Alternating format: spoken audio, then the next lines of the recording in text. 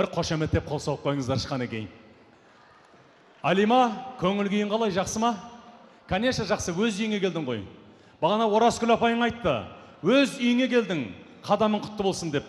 Өте дұрыс айтты. Бұрын Қаңлы елінде временный пропискеде квартирантка болып жүредің, білесің ба? Енді постоянный пропискеге келген. Қадамың құтты болсын, айналайын. Бақытты болғың келе ма? Алима бақытты болғың келеді дейді. Қолдайтындар қол соқсыншы. Міне Алима, орнынан тұрып қойшы. Сені бүкіл халық қолдады. Халық Алла тағаланың 99 көркем есімінің бірі. Халық. Халық қолдағаны, сені Алла қолдағаны. Бақытты бол. Егер шынымен бақытты болғың келсе, мен саған 3 өсиет айтамын. Біріншісі, бүгіннен бастап Нұржанның атын ұмыт. Нұржанның атын айтушы болма. Ешқашан. Егер шынымен бақытты болғың келсе, өйткені міне өзің білесің, атаң мен әжең.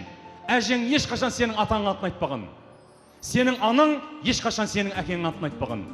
Дәл сол сияқты сен де ер азаматың, сенің пірің, қожайының Нұржанның атын атама. Мақұл ма? Сен Нұржанды қаншалықты құрметтесең, сен бүкіл адамзаттың алдында соншалықты құрметті боласың өзің. Сол себептен бүгіннен бастап Нұржан деген есімді ұмыт. Мырза, қожайын. Немесе ертең ұл қыздарың болғанда әкесі-ау деп қой. Немерелерің болған кезде атасы-ау деп қой. Құрметте. Сонда сен құрметке ие боласың өзіңде. Екіншісі, Нұржан үйден шығып бара жатқанда қайда барасың деп айтпа. Егер сен сөйтіп айтатын болсаң, Нұржанның жолы болмайды екен. Қазақ атам осы сөзді естігенде аттан түсіп, қатының қамшымен салып жібергенде үйіне кіріп жатып алған. Қап, мына кесір жолымды кесті-ау деп. Жолы болмайтын білген. Үшіншісі, соңғысы, Нұржан үйге кіріп келгенде қайдан келдің деп айтпа. Егер сен сөйтіп айтатын болсаң, Нұржанның тапқан табысында берекет болмайды екен. Миллиондап, миллиардтап тауып келсе де, үйіңде ақша, дүние тапшылығы үзілмей тұрады. Жоқ болып тұрады постоянно. Сол себептен үйіңе кіріп келген кезде, қожайын, қош келдіңіз, тағам дайын, шай дайын десеңіз, тамаққа той бағасын Нұржан өзі отчет береді саған. Үйден қалай шықты, кімге барды, не істеді, қанша тапты, әке-шешесіне соқты, достарымен жолда жаңағы көңіл көтерді, бәрін өзі айтып береді саған. Үші қосып айтып береді ішіне. Рахаттанып біраз материал алып аласың. Ал егер бірден алдына шығып, қайдан келдің дедің ба? Бітті. Араларыңа шайтан кіреді. Кіргізбе шайтанды араларыңа. Міне осы 3 өсиетім саған айналайын. Бақытты бол. Орындайсың ба? Әлемдегі ең бақытты жан Алимаға бір қошеметтеріңіз қанекей. Рахмет, айналайын. Отыра қой. Қалай, Нұржан? Жеңілдеп қалдың ба?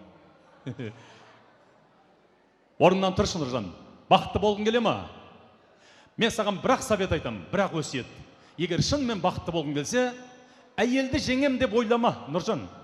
Бесполезно. Әйелді жеңген еркек жоқ жер бетінде. Бірақ жақсылық жаңалығым бар, жігіттер. Жақында осыдан бір апта бұрын Шымкентте бір жігіт әйелін жеңген. Қошемет! Наконец-то. Психбольницада жатыр. Кімге қол соғып отырсың? Тыңдап алсаңдаршы аяғына дейін. Көрдің ба? Атам қазақ не деді? Бір әйелдің айласы 40 есекке жүк деді. Ойнамаңдар әйел затымен деді. Алла тағала Құранда айтты: мен сендерді жұп-жұп жараттым, жұптарыңмен ақылдасып, кеңесіп, әрбір қадамдарыңды, әрбір істеріңді біргіп шешіңдер деді. Мен білем, мен өзім білем, мен еркекпін дегеннен аулақ болыңдар деді. Сол себептен, Нұржан, осы өсиетті орындайсың ба? Бәрекелді! Әлемдегі жер бетіндегі ең бақытты жанұяға ду емес, шу қол шапалақ қанекей.